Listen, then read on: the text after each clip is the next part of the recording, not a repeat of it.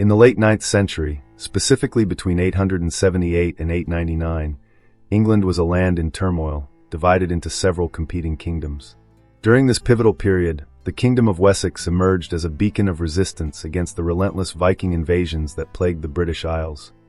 Wessex, located in the southwestern region of what we now know as England, stood as the last major Anglo-Saxon kingdom resisting Norse dominance. The landscape was predominantly rural, dotted with scattered settlements, wooden fortifications, and monasteries that served as centers of learning and spirituality.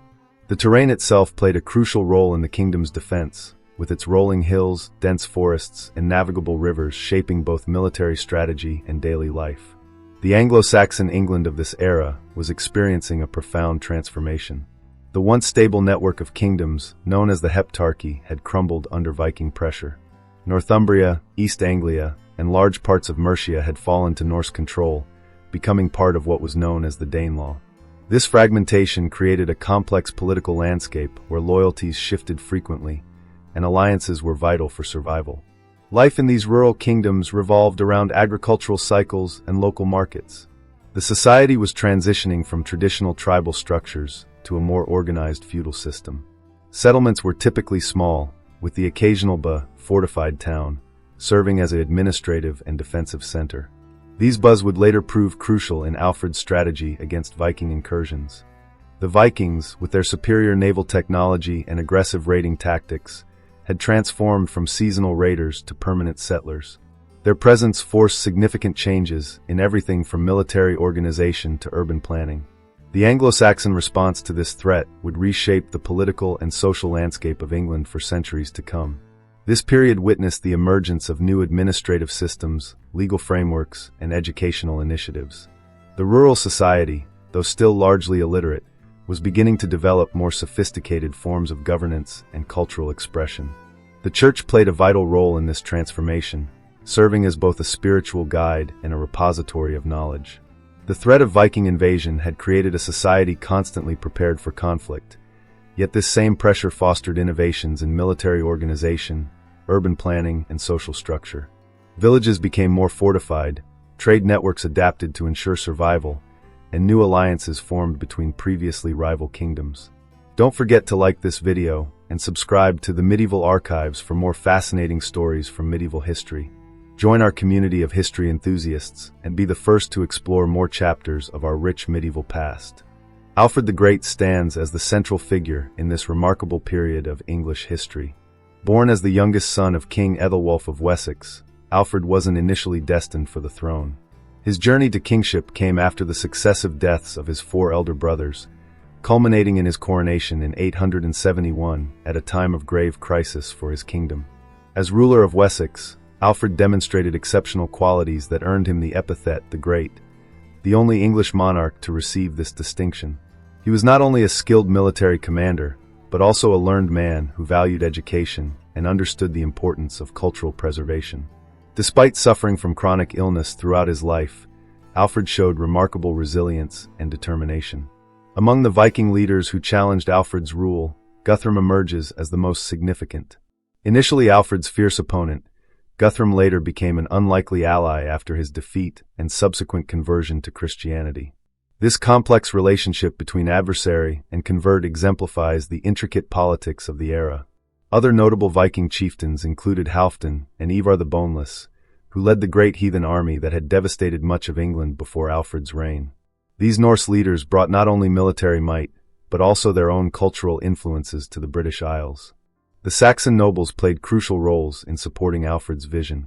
Alderman Athelred of Mercia proved particularly valuable, becoming Alfred's son-in-law and a loyal supporter of Wessex's cause. The network of ealdormen and thanes formed the backbone of Alfred's military and administrative system. Alfred's family members were integral to his success and the continuation of his legacy. His wife Ealhswith, from the Mercian royal house, helped strengthen political alliances. His daughter Ethelflaed, later known as the Lady of the Mercians, would prove to be a formidable ruler in her own right. His son Edward the Elder would continue his father's work of unification after Alfred's death. The Viking invasions posed an existential threat to Saxon unity and culture. These Norse warriors, initially raiders seeking wealth, evolved into settlers aiming to establish permanent control over English territories. Their sophisticated military tactics, superior naval technology, and different cultural and religious practices presented a multifaceted challenge to Saxon society. These Vikings weren't merely pirates, but organized warriors with their own complex social structure and cultural traditions. Their leaders often acted as both military commanders and political negotiators, sometimes seeking permanent settlement and integration rather than just plunder. The interaction between these various figures created a dynamic political landscape. Alliances shifted, enemies became friends, and cultural boundaries blurred as Saxon and Viking societies increasingly intermingled. This period saw the emergence of a new Anglo-Scandinavian culture that would influence English society for generations to come. The story of Alfred's reign centers around three intertwining themes: resistance against foreign invasion, the unification of disparate Anglo-Saxon kingdoms, and the monumental task of rebuilding a society under siege. This period represents one of the most critical junctures in English history, where survival and transformation occurred simultaneously. The central conflict facing Alfred's kingdom was the relentless Viking invasion. These Norse warriors had already conquered much of England, reducing Wessex to a kingdom fighting for its very existence. The Vikings' superior naval capabilities and highly mobile warfare tactics posed unprecedented challenges to the traditional Anglo-Saxon military system. Alfred responded with innovative defensive strategies, including the creation of a network of fortified towns, or buzz, and the establishment of England's first standing navy. In the realm of cultural preservation, Alfred faced the daunting task of maintaining Anglo-Saxon identity in the face of Norse influence. He recognized that military defense alone would not ensure his kingdom's survival. This understanding led to his remarkable program of cultural renewal, which included the translation of important Latin texts into Old English. This initiative wasn't merely academic. It was a deliberate effort to preserve and strengthen Saxon cultural identity during a period of extreme pressure. Educational development emerged as a crucial component of Alfred's broader strategy. Recognizing the kingdom's desperate need for educated administrators and clergy, he established a court school and encouraged literacy among the nobility. He personally participated in the translation of texts, adding his own commentaries to make them more relevant to his people. This educational revival wasn't limited to religious texts, but included historical works, philosophical treatises, and practical guides. The construction of political institutions represented another vital aspect of Alfred's reign. He implemented a sophisticated system of law and governance, combining traditional Anglo-Saxon practices with innovations necessary for the kingdom's survival. His legal code, which synthesized existing laws with biblical principles, provided a foundation for future English common law. The process of unification required delicate political maneuvering. Alfred had to balance the autonomy of local nobles with the need for centralized authority. He introduced administrative reforms that standardized governance across his territories while respecting local customs. This careful balance would prove crucial in maintaining stability and loyalty. Throughout this period, cultural and political conflicts often intersected. The challenge wasn't simply to defeat the Vikings militarily, but to create a society resilient enough to withstand external pressures while maintaining its essential character. Alfred's approach to these challenges was remarkably holistic, recognizing that military, cultural, and political strength were interconnected. The establishment of the system exemplifies this interconnected approach. These fortified settlements served multiple purposes: military defense, administrative centers, and commercial hubs. They became focal points for the preservation and development of Anglo-Saxon culture, while adapting to the new realities of Viking presence. This period of conflict and transformation laid the groundwork for the eventual unification of England. The institutions, legal frameworks, and cultural practices developed during Alfred's reign would influence English society for centuries to come. His approach to governance, combining pragmatic adaptation with cultural preservation, created a model for future generations of English rulers. Life in Anglo-Saxon England during Alfred's reign was intricately structured, with each social class playing a distinct role in maintaining the kingdom's stability. From the highest noble to the lowest peasant, every member of society participated in a complex web of obligations and responsibilities that became even more crucial during this turbulent period. At the apex of society stood the king and his immediate family, followed by the nobility, or ealdormen. These nobles served as regional administrators, military commanders, and crucial links between the crown and local communities. Their great halls served as centers of local government, places of feast and celebration, and symbols of Saxon authority in an increasingly threatened landscape. The clergy occupied a unique position, straddling both spiritual and secular worlds. Monasteries and churches weren't merely religious centers, but served as repositories of knowledge, centers of education, and often places of refuge during Viking raids. Monks and priests played vital roles in preserving culture through their work as scribes and teachers, while also providing spiritual guidance during these uncertain times. Below the nobility and clergy were the thanes, a class of professional warriors who formed the backbone of Alfred's military forces. These men held land in exchange for military service and local administrative duties. Their role became increasingly important as the kingdom adapted to face constant Viking threats. The majority of the population consisted of ceorls, free peasants who worked the land. Despite their lower social status, these farmers were the economic foundation of Anglo-Saxon society. They lived in small communities, working both their own lands and those of their lords. Their daily lives followed the agricultural calendar, but the constant threat of Viking raids meant they had to be prepared to defend their communities or seek shelter in nearby buzz at a moment's notice. At the bottom of the social hierarchy were the thralls, or slaves, who had few rights and worked at the behest of their masters. Some were prisoners of war, others born into slavery, and some had sold themselves into servitude to escape poverty. Daily life in this period was marked by constant adaptation to threat and uncertainty. Communities developed sophisticated warning systems, including beacon networks that could quickly spread news of approaching Viking raiders. The construction of buzz changed settlement patterns, as people increasingly gathered near these fortified centers for protection and trade. Women, though often overlooked in historical accounts, played crucial roles in maintaining society during this turbulent period. Noble women managed estates while their husbands were at war, while peasant women combined agricultural work with domestic duties. Some women, particularly in the nobility, received education and participated in the cultural revival Alfred promoted. The constant state of conflict affected every aspect of daily life. Agricultural practices had to be adapted to ensure food security, with fields often located close to defensive structures. Trade patterns shifted as communities balanced the need for commerce with security concerns. Local markets became more fortified, and trading increasingly centered around the protected buzz. Social gatherings remained important despite the uncertain times. Feasts, religious festivals, and local gatherings helped maintain community bonds and provided crucial opportunities for information exchange. These events often took place in great halls or churches, which served as centers of community life. The maintenance of this social structure required constant negotiation and adaptation.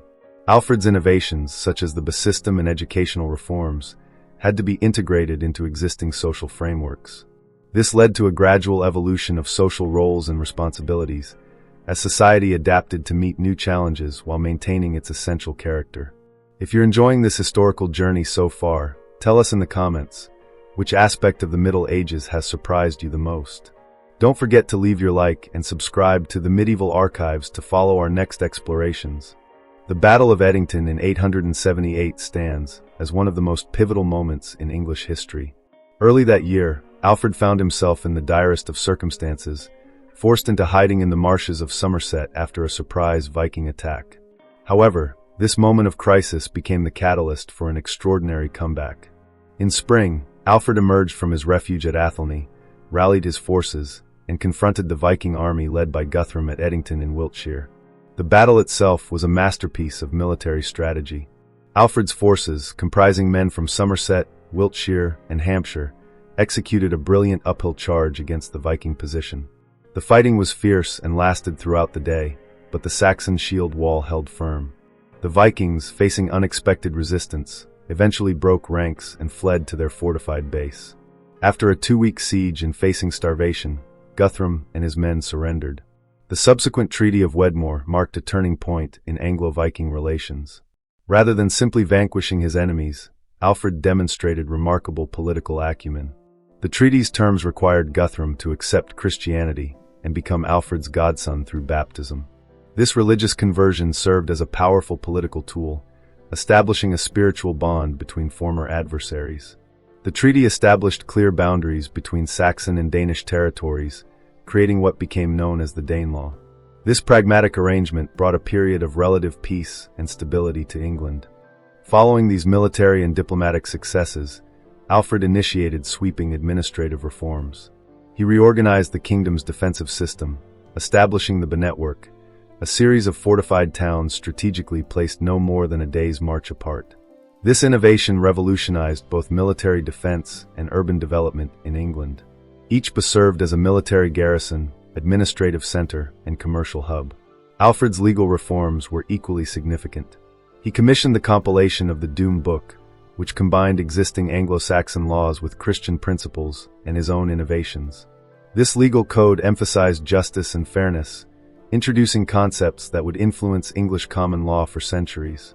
The system included regular courts, standardized punishments, and mechanisms for appeal, representing a remarkable advancement in medieval jurisprudence. The development of the educational system under Alfred was revolutionary for its time. Recognizing that knowledge and literacy were crucial for effective governance, he established a court school where both young nobles and promising commoners could receive education. Alfred took personal interest in translation projects, rendering important Latin texts into Old English. His educational program wasn't limited to religious texts but included works of history, philosophy, and practical knowledge. Alfred also instituted administrative innovations that transformed governance. He developed a system of rotating military service that allowed for both defense and agricultural production. He standardized weights and measures, improved the kingdom's financial system, and encouraged trade and craftsmanship. These reforms helped create a more organized and prosperous society. Perhaps most remarkably, Alfred established a system of regular written records and chronicles, including what would become the Anglo-Saxon Chronicle. This initiative not only provided invaluable historical documentation, but also demonstrated his understanding of the power of the written word in administration and cultural development. The impact of these events continued long after Alfred's death. The system evolved into medieval towns and cities. The legal reforms laid groundwork for English common law, and the educational initiatives helped preserve Anglo-Saxon culture and learning during a crucial period of transformation. During Alfred's reign, a remarkable cultural renaissance emerged amidst the turbulent times of Viking invasions. This cultural revival would prove as significant as his military achievements in shaping English civilization. Alfred recognized that the preservation and advancement of knowledge were crucial for his kingdom's survival. One of his most significant contributions was the systematic translation of important Latin texts into Old English. This initiative wasn't merely an academic exercise. It represented a deliberate strategy to make essential knowledge accessible to his people. The king himself participated actively in the translation program. Under his guidance, key works such as Bede's Ecclesiastical History, Boethius's Consolation of Philosophy, and Gregory's Pastoral Care were rendered into the vernacular. To these translations, Alfred often added his own commentaries, adapting the texts to make them more relevant to Anglo-Saxon society. This practice demonstrated not only his scholarly abilities, but also his understanding of how to make ancient wisdom applicable to contemporary challenges. The promotion of learning extended beyond mere translation. Alfred established a court school where both noble and promising common-born children could receive education. This revolutionary approach to education helped create a new generation of literate administrators and clergy, essential for the kingdom's efficient operation. The school's curriculum included both practical and theoretical knowledge, ranging from military strategy to philosophical discourse. In preserving Anglo-Saxon language and culture, Alfred showed remarkable foresight. He mandated that instruction in English should precede Latin learning, a radical departure from continental practices. This decision helped establish English as a literary language and preserved countless aspects of Anglo-Saxon culture that might otherwise have been lost to time. The cultural revival extended to the arts and architecture.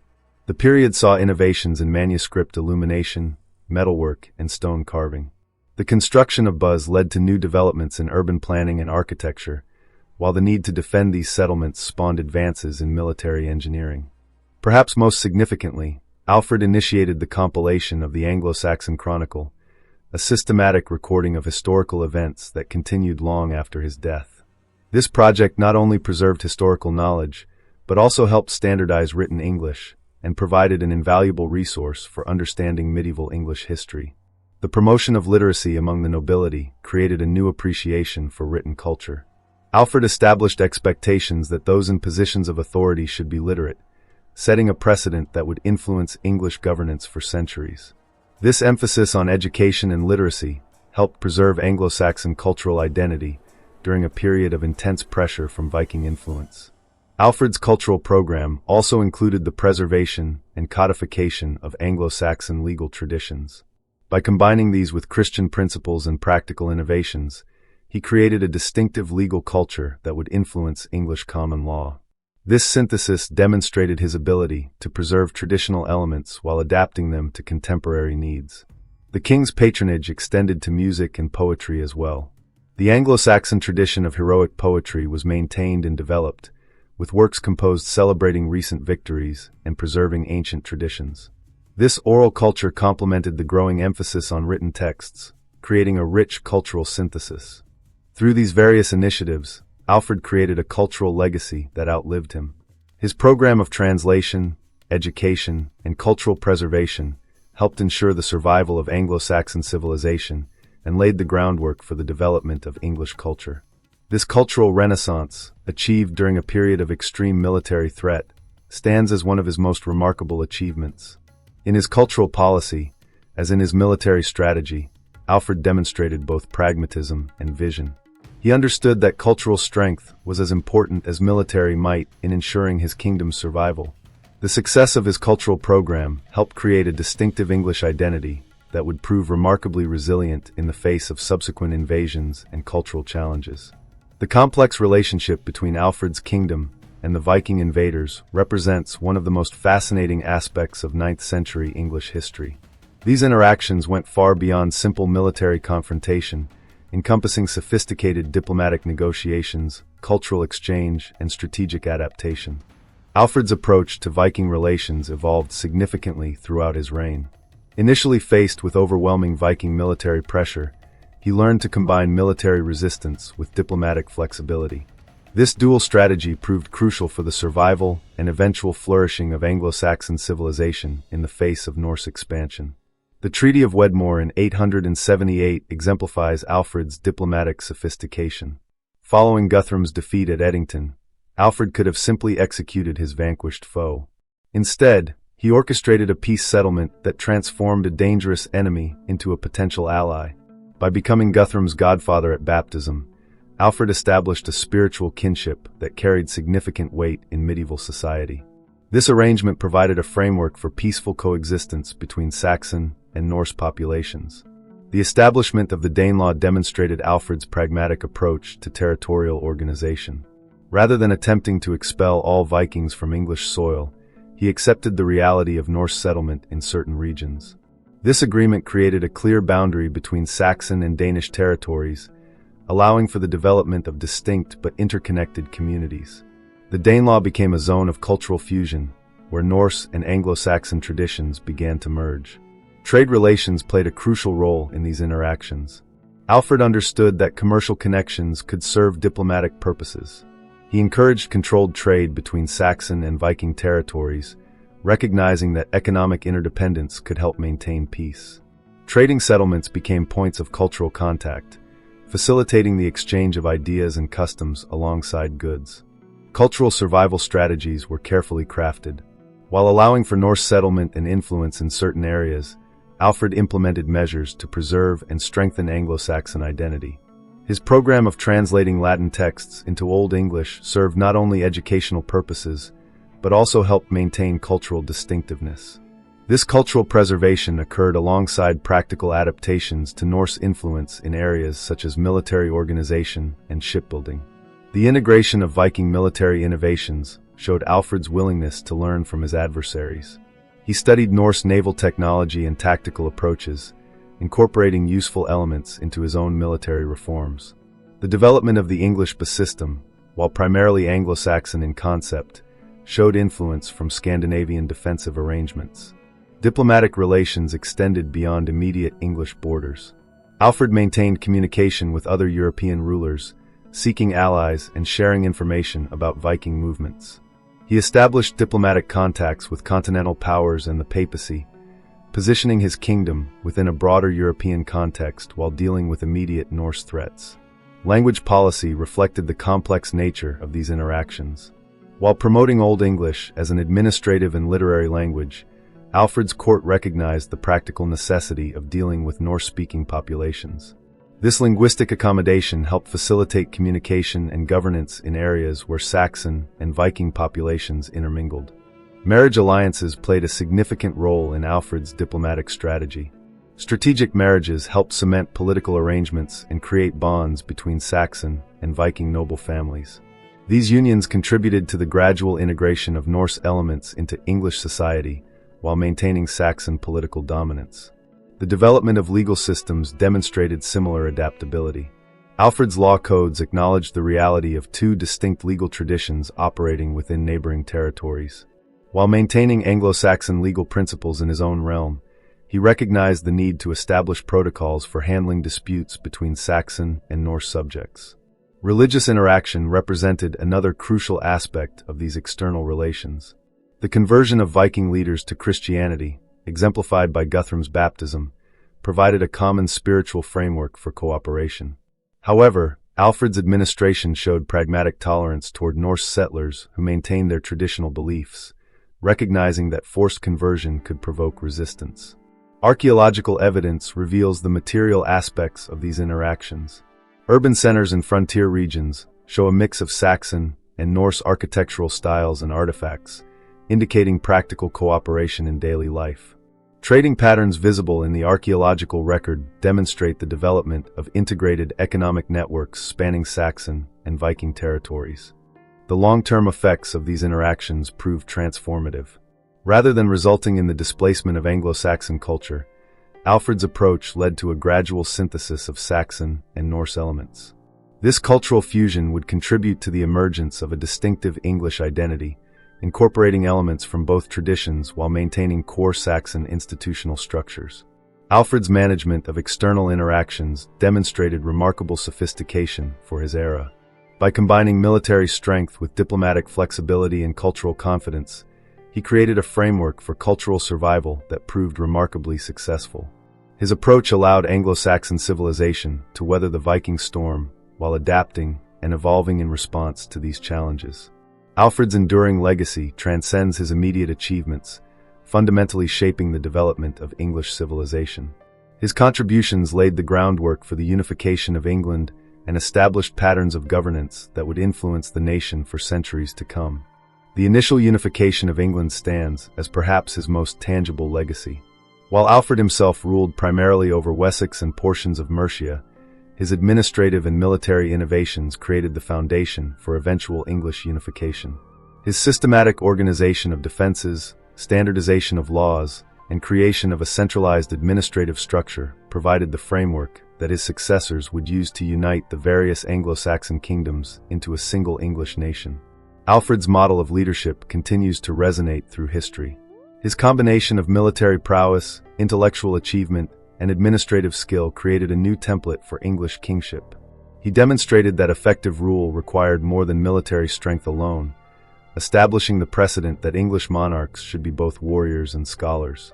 His personal resilience, particularly evident during the desperate period of hiding in the Somerset marshes before his triumph at Edington, became legendary. The governmental structures Alfred established proved remarkably durable. His system of shires, hundreds, and was evolved into the basic administrative units of medieval England. The legal frameworks he developed, combining traditional Anglo-Saxon law with Christian principles, laid the foundation for English common law. His emphasis on written records and administrative documentation established practices that would become central to English governance. Educational innovations represent another crucial aspect of his legacy. Alfred's promotion of literacy and learning among both clergy and laity helped create an educated administrative class essential for effective governance. His initiative to translate important texts into Old English established precedents for making knowledge accessible and helped develop English as a literary language. The military reforms Alfred instituted transformed English defensive capabilities. His creation of a standing army, development of a naval force, and establishment of the system revolutionized military organization. These innovations provided the military foundation that enabled his successors to complete the unification of England and defend it against subsequent invasions. Alfred's approach to cultural preservation, while adapting to new challenges, created a model for cultural resilience. His ability to maintain Anglo-Saxon traditions while incorporating useful innovations demonstrated how a society could evolve without losing its essential character. This balanced approach to cultural development influenced English attitudes toward change and tradition for generations. The economic systems he established, including standardized coinage and regulated trade, laid the groundwork for England's commercial development. His promotion of urban centers through the system helped create the network of towns and cities that would characterize medieval England. Perhaps most significantly, Alfred established the concept of an English identity that transcended regional loyalties. His efforts to promote a common language, shared legal system, and unified cultural tradition helped create the idea of Englishness that would prove crucial in the nation's development. We hope you've enjoyed this fascinating journey through one of England's most transformative periods. At the Medieval Archives, we're passionate about bringing history to life and sharing these remarkable stories with our community of history enthusiasts. If you found this exploration of Alfred's legacy enlightening, please show your support by liking this video and subscribing to our channel. Your engagement helps us continue creating in-depth historical content that brings the medieval world to life. Share this video with fellow history lovers and join the discussion in the comments below. What aspects of Alfred's legacy do you find most remarkable? How do you think his innovations continue to influence our world today? Don't forget to hit the notification bell to stay updated on our latest historical adventures. Join our growing community at the Medieval Archives, where every week we uncover new chapters of our rich medieval heritage. Together, let's continue exploring the fascinating stories that shaped our world. Thank you for being part of our historical journey.